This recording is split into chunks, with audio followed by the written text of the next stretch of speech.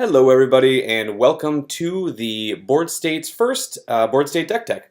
We're going to be going through a deck that I think looks really fun and it's going to be fun to play, I believe.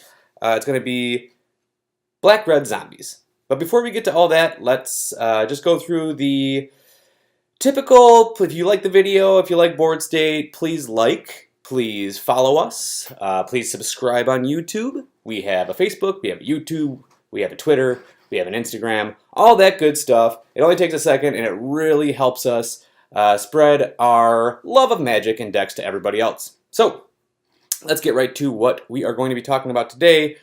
Red-Black Zombies. So we have a build that is right here that I took from a 5-0 MTGO League deck, for Standard, obviously, that looks like this. Magic recently printed an article showing all the decks that have gone 5-0, I believe since the recent bannings, 10 decks in the leagues, and this showed up twice. 2 out of 10 decks, 1/5 of all the winning decks look like this, and that is really fun to me because these decks have a lot of great interactions, a lot of really fun cards, a lot of different ways to win, and just a lot of synergistic tech, which is what I love about Magic, when really good creative decks come together like this and they're competitive. And it looks like, with the recent bannings of Reflector Mage, Emrakul, and Smuggler's Copter, this deck got a lot better. It used to kind of be hovering somewhere around Tier 2, Tier 1.5, if you believe in that there can be a Tier 1.5. It was definitely something you would come up against in a lot of tournaments, but not something that you would see in the top 8s a lot because the cards that were so oppressive to Standard, Smuggler's Copter, Emrakul, Reflector Mage, were so oppressive to this deck.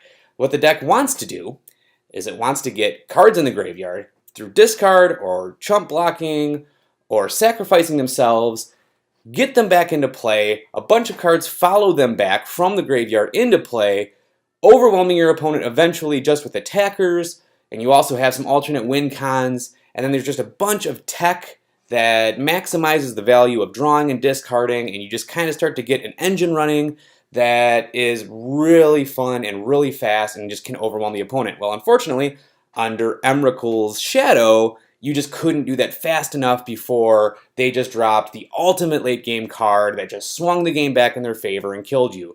Or Reflector Mage, which didn't let you involve your graveyard. You couldn't sacrifice things fast enough. It went back to your hand. You had to wait a turn in between that. Then you had to cast it again.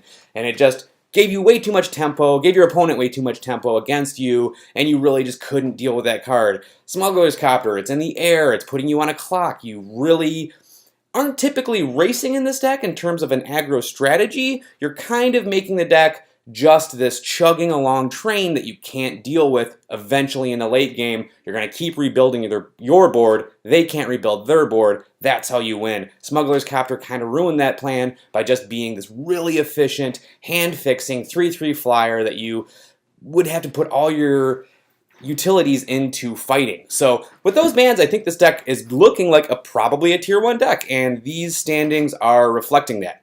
So, without further ado, let's go into how the deck works.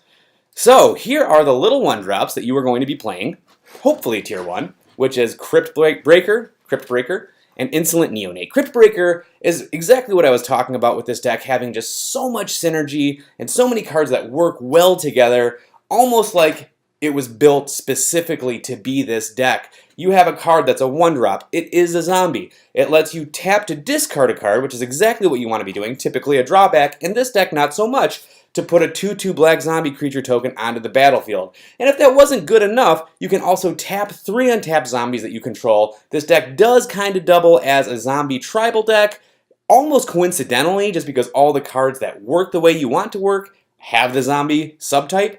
You can tap 3 zombies, draw a card, and lose a life. Drawing, always good in Magic. Losing 1 life, not that big a deal when you're doing this kind of deck. It's exactly what you want. It's great synergy, great 4 of Insolent Neonate. Also a great 4 of 1-drop. Again, does everything this deck wants. Discards a card, draws a card, itself has menace. And most importantly, both of these cards, if they die, and they probably will, being 1-drops, because you're going to want to chump eventually, are going to end up in the graveyard. And that is great because that brings me to the real meat and potatoes of this deck. The real meat and potatoes are kind of this chain of interactions between these 4 cards that work so well together. Haunted Dead is just a phenomenal card for this deck. It is going to put 2 creatures into play for the cost of either 4 when you cast it, or more typically and optimally, when you pay 2, discard 2 cards, you get to return it from your graveyard to the battlefield tapped, and it's always coming along with a 1/1 spirit creature token. So itself is a 2/2, you get a flyer, it can fight with things in the air, shore up some time for you to get your engine back online, or starting to be online, or continue to be online, and it just does so many great things. Another one of the great things that it does is when it comes back into play, you get Prized Amalgam. If that's already in your graveyard, that's just coming right back into play. And that is really the only strategy for Prized Amalgam that you want to see, is getting a creature from your graveyard to the field so that it itself can just jump right back in, because you don't actually have the mana in this deck to hard cast Prized Amalgam. 100% of its strategy is just getting in your graveyard and then jumping back on the field. It also, I really like this card on a side note because I think it looks like Zombie Iron Man, and who doesn't want to put Zombie Iron Man in their deck? So we also have Voldaren Pariah, and this is kind of it's not a new addition to this deck, but it definitely is much more pushed now that we have these kind of like aggro-y mid-range strategies that are coming out in black-green with the 1/1 counter strategies.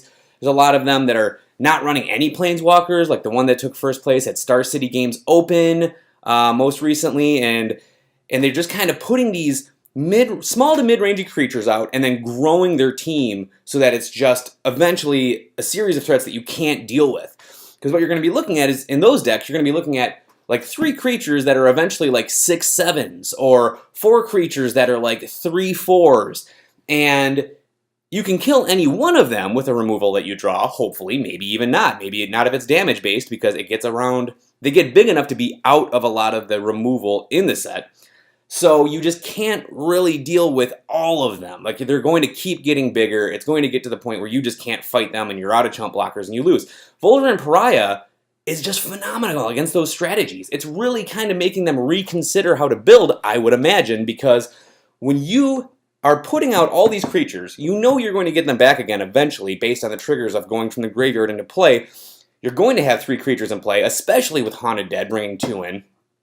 You get to sacrifice 3 creatures, again, that you'll know you'll get back, flip it around, and you'll have the opponent sacrifice 3 of their own creatures. Well, they don't have that value machine that you do, so they're gone forever. And that is almost like a little board wipe for yourself, because guess what? Next turn, you can either Haunted Dead or Scrap Heap Scrounger, which we haven't talked about yet, which is just another great card, put them back into the battlefield, Prized Amalgams come along to party, everybody's back out, your opponent's looking at 1 creature, and you can just keep doing this as long as you have either the cards in your hand or the cards in your graveyard to put Haunted Dead and Scrap Heap Scrounger back into play. Not to mention the fact that Voldaren Pariah is going to be a 6/5 flying creature that's just really good on its own. So definitely a finisher, tons of synergies. That is the meat and potatoes of the deck. Moving on, we have 2 alternate win cons that they're running. There's actually only 1 of each of these. We have Distended Mindbender, which is a 5/5 Eldrazi insect, big old beater, not to be trifled with. It's really good, but as a 1-of, it can sacrifice a creature. You know you're getting it back, again, from your graveyard eventually. That can, so with the emerge cost, sacrifice a creature, that can just pick apart your opponent's hand. So, you know, typically, they'll see this deck coming down, and they'll say, all right, this isn't a typical deck. I'm going to have to deal with this in one of a couple ways. Maybe I have a Kalitas that can exile all your creatures as I kill them. Maybe I have a lot of white exile-based removal in my hand. Well, Distended Mindbender is going to look at your hand and say, no, you don't have a plan at all. Everything that you were planning on doing is now gone, and I have a 5/5. So just kind of another, happy 1-of card that's going to be able to interact really well with the strategy that your opponent's trying to put together to beat your deck. And of course, Liliana, great win con, great card, great 3-drop. For a 1-of, you can just keep putting creatures back into play that can clog up and gum up the board and just keep taking her up to shrink your opponent's team, eventually getting her to 7 and ultimating.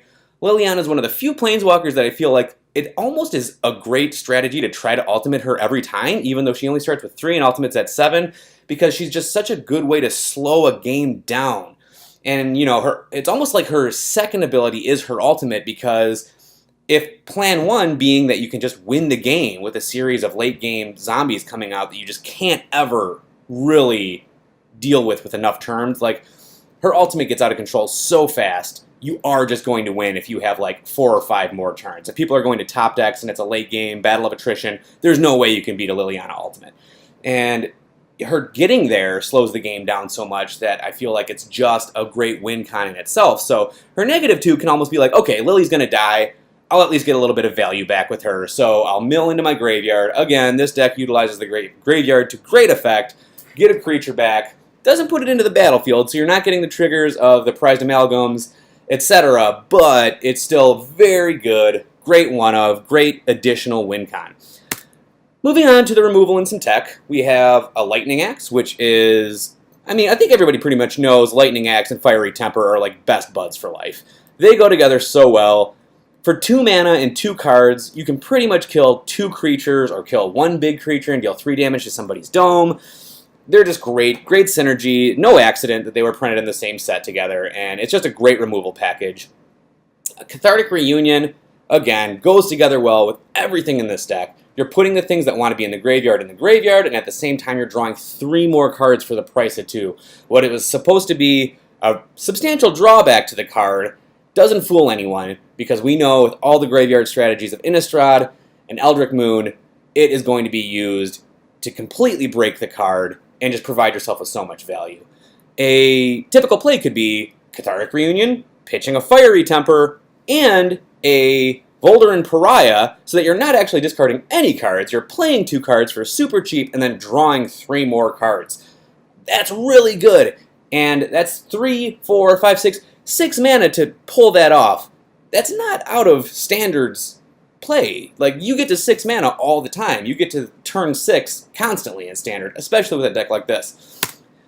Finally, we have a land package. You want to make sure that you're really heavy into black, because Voldaren Pariah's madness cost is 3 black. So, we're only having 6 non-black sources in the deck, which is Mountain, because you do want to make sure that you have early red for your Insolent Neonates, things like that.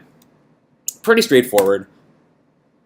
And that is about it. So, thank you for tuning in. Thank you for listening to Boardstate. Again, please subscribe, like, follow, all of the above.